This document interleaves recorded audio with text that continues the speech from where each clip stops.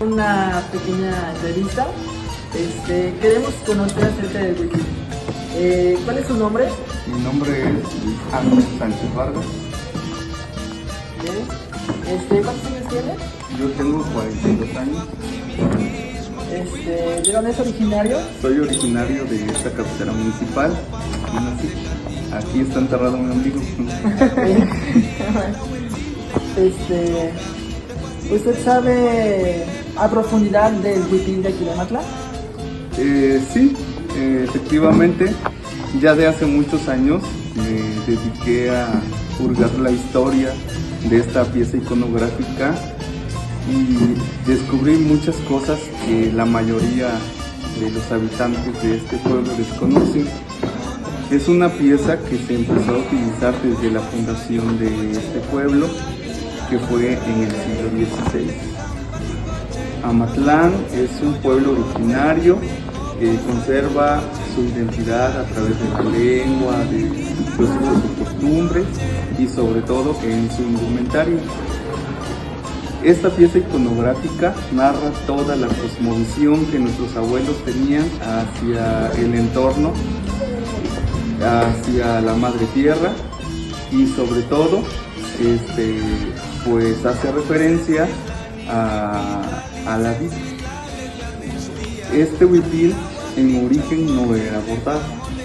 Los huipiles originales que utilizaron las amatecas en antaño eran lienzos elaborados en telas de cintura y tejidos en blanco sobre blanco, pero no bordados. En el mismo telar trabajaban las figuras y iban armando todas las piezas.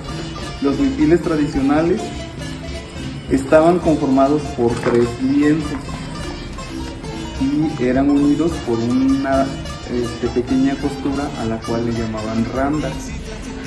Pero con el paso del tiempo se fueron incluyendo pues, bordados de otros lugares. Tal es el caso no tan solo de Amatlán. Cuando llegaron los españoles se hace el mestizaje y llega una camada de libaneses.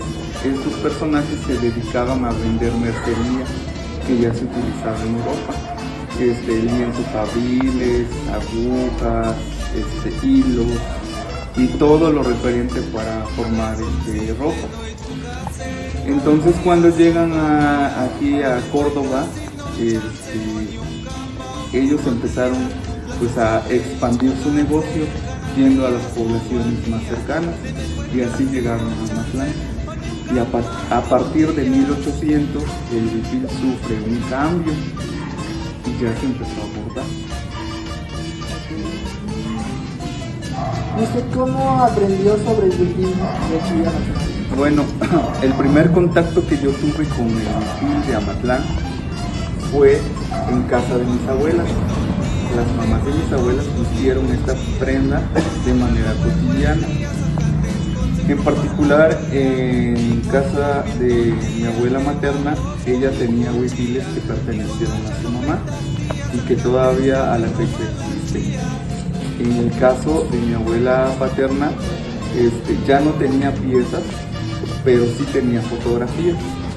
Entonces a mí me empezó a llamar la atención el observar que ellos vestían diferente a como nosotros actualmente. Y así empecé a preguntar. Y en una ocasión, en casa de una de mis abuelitas, hicieron limpieza y vi que sacaron unos huipiles. Y yo le pregunté, bueno, ¿y esto de quién era o por qué vestían? A mí me llamó la atención el colorido, el bordado. Yo hasta creí que eran unas almohadas porque en casa teníamos unas almohadas bordadas. Y ya ella me empezó a platicar que era la ropa de su mamá y que la conservaba y así. Y así fue como nació en mí el interés por saber más sobre el huipil. Y máxime, porque te digo que en casa de ella había fotografías igual. Estaba la fotografía de su mamá y de su papá, que vestían de la manera como antes aquí en mi pueblo, que yo ya no veía en ningún otro lugar más que ahí. Entonces, así pasó el tiempo. Y cuando yo llego a la secundaria, me dejan un trabajo de investigación y así empiezo a escribir sobre el Huipil de Amatlán, preguntándole a mis tías abuelas, a las amigas de mis abuelitas, y así fui descubriendo que no tan solo en casa de mi abuela había huipiles, sino que algunas familias también conservaban piezas que fueron de sus antepasados. Llega a mis manos una pequeña grabadora de cassette, y empiezo a grabar narraciones de personas adultas. Me regalaron una cámara fotográfica de rollito y empiezo a hacer fotografía y así fui guardando el material hasta que llego a la universidad, y como ya había pues hecho investigación sobre esto, se me fue muy fácil hacer mi trabajo para titulación. Yo tengo 2 carreras. La primera de ellas estudié licenciatura en educación física, pero las artes siempre fueron mi fuerte y hasta ahorita han sido mi fuerte. Y pues no me quedé con el antojo de estudiar artes. Entonces ya cuando estudié la segunda carrera, que fue licenciatura en artes, te digo, mi trabajo de tesis fue el Huipil de Amatlán, la iconografía.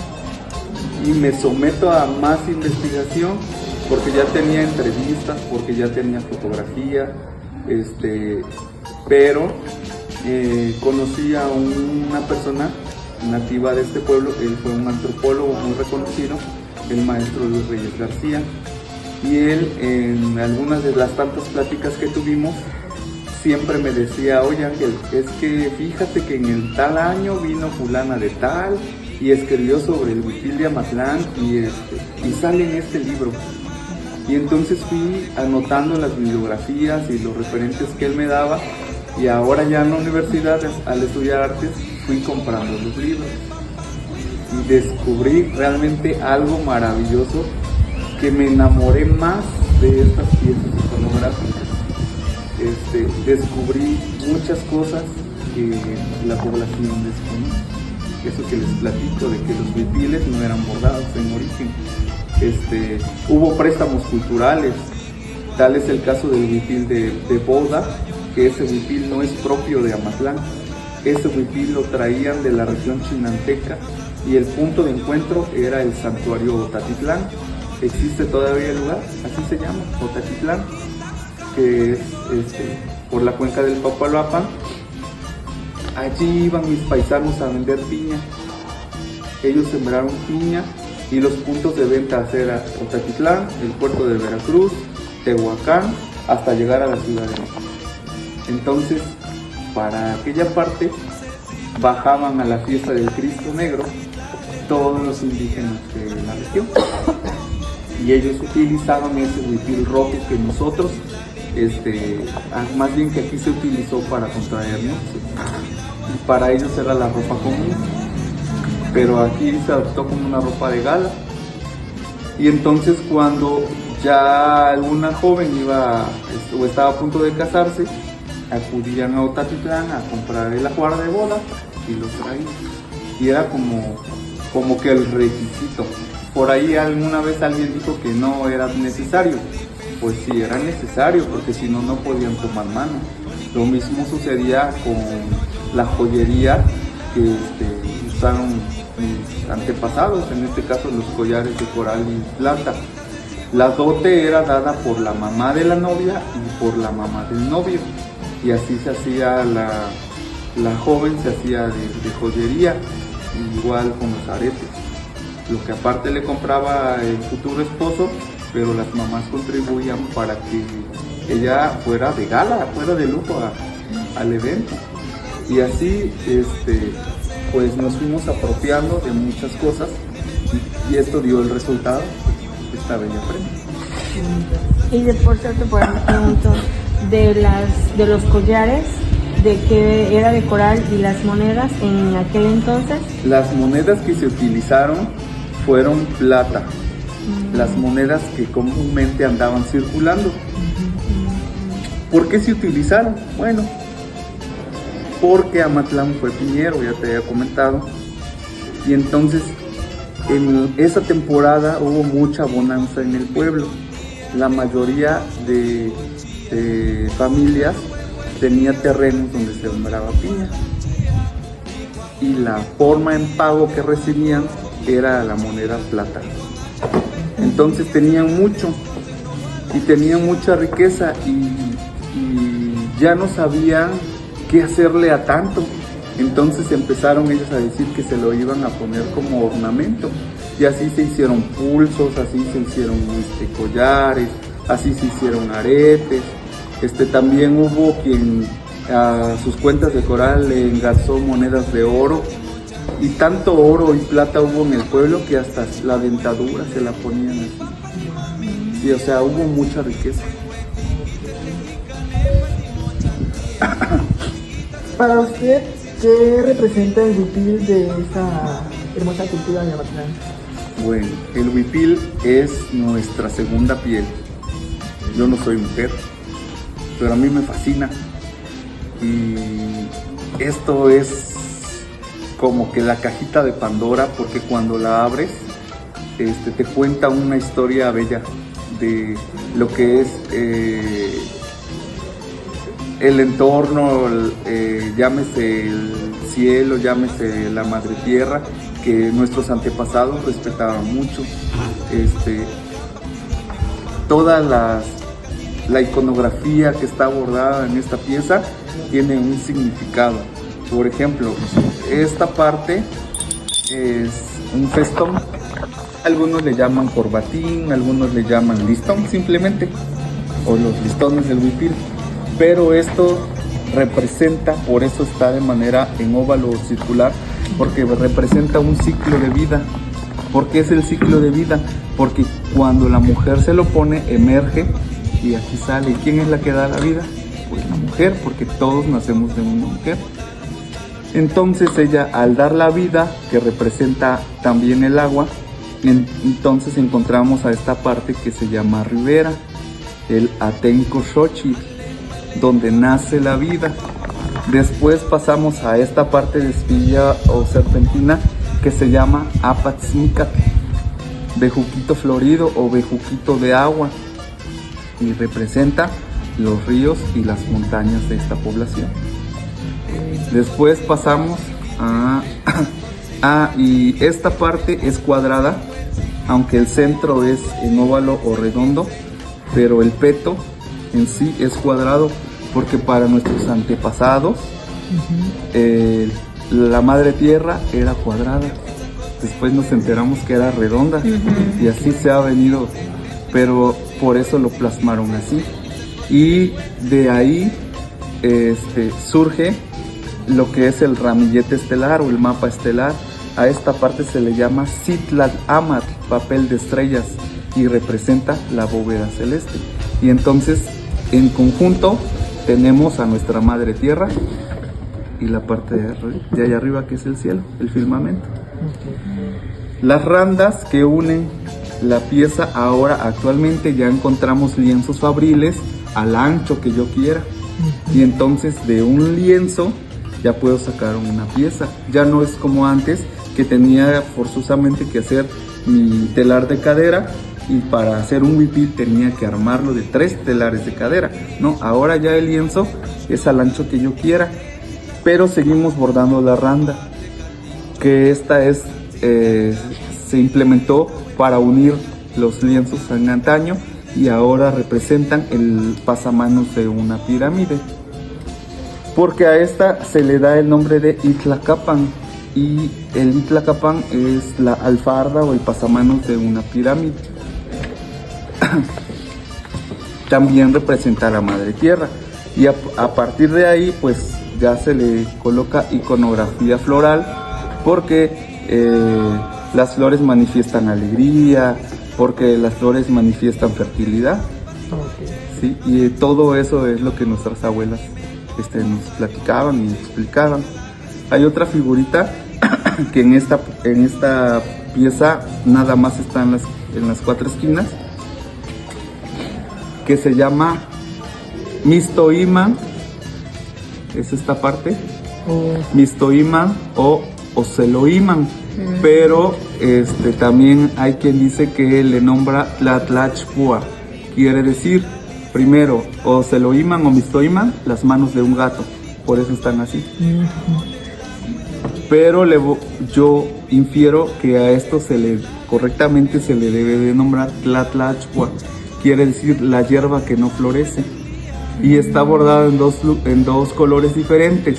Porque dicen las abuelas que de acuerdo a cómo tú te portes en la madre tierra, o te quedas o subes. Y eso habla pues de la vida y de la muerte.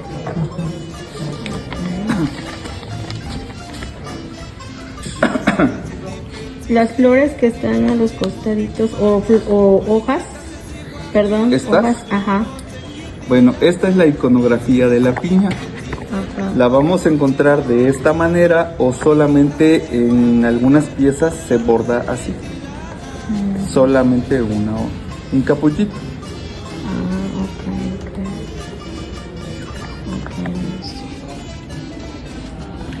¿Conoce los colores tradicionales que lleva el huipil de Amatlán?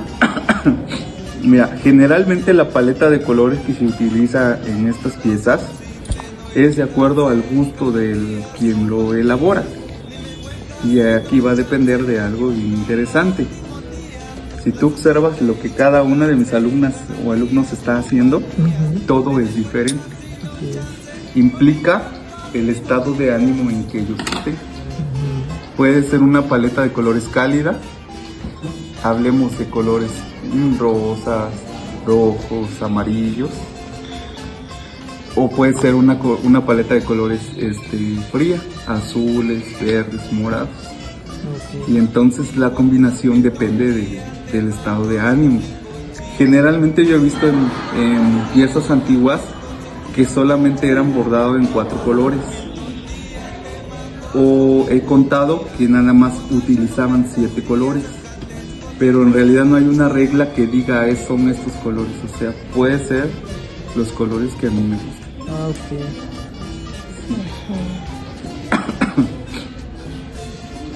¿Qué símbolos o figuras decorativas suele llevar el huipil de Amatlán?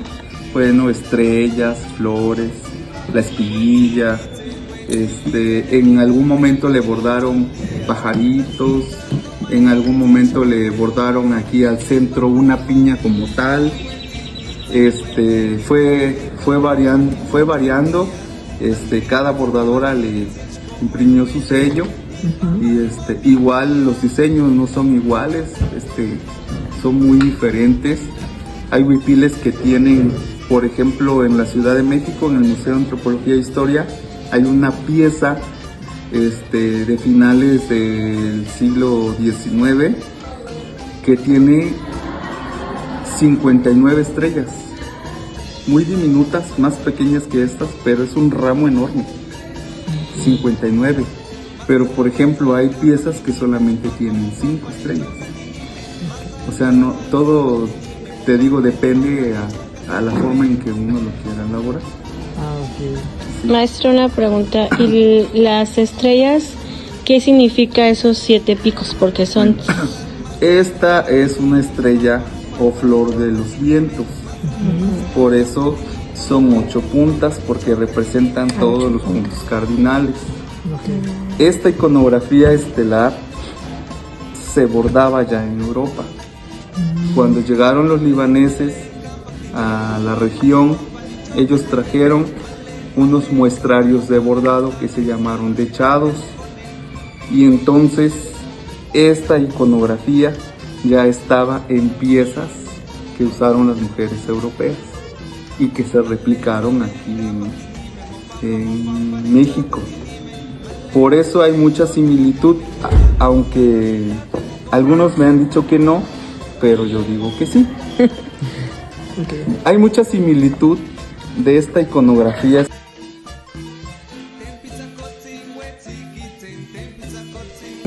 Pues sí hay variedad, pero está el de uso común, está el huipil festivo, que puede ser estrellas o flores, el huipil ceremonial y el huipil de boda.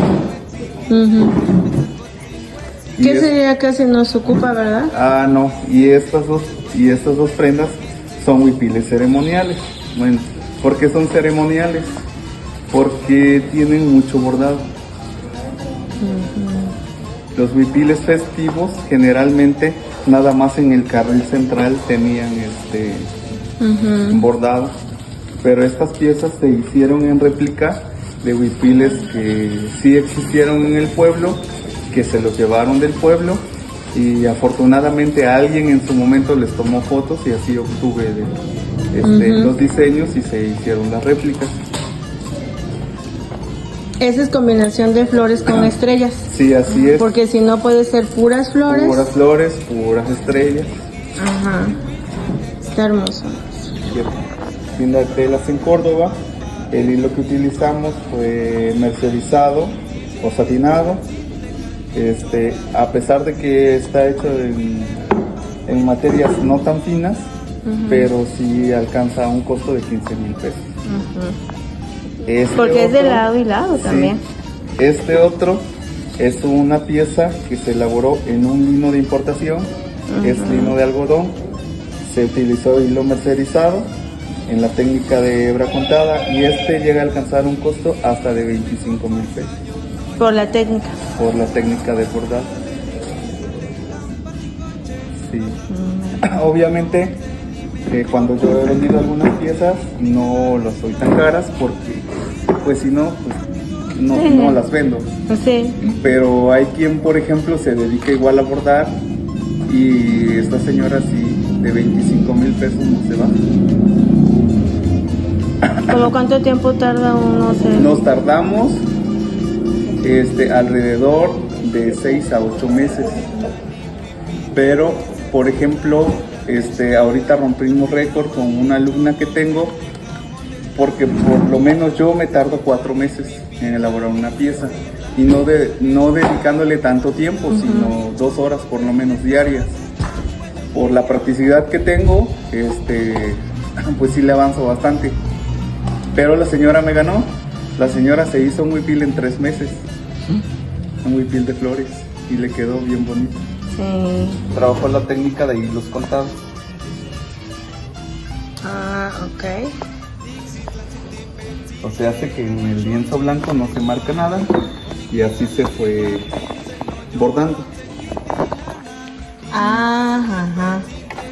Y esta pieza es una pieza de lienzo marcado.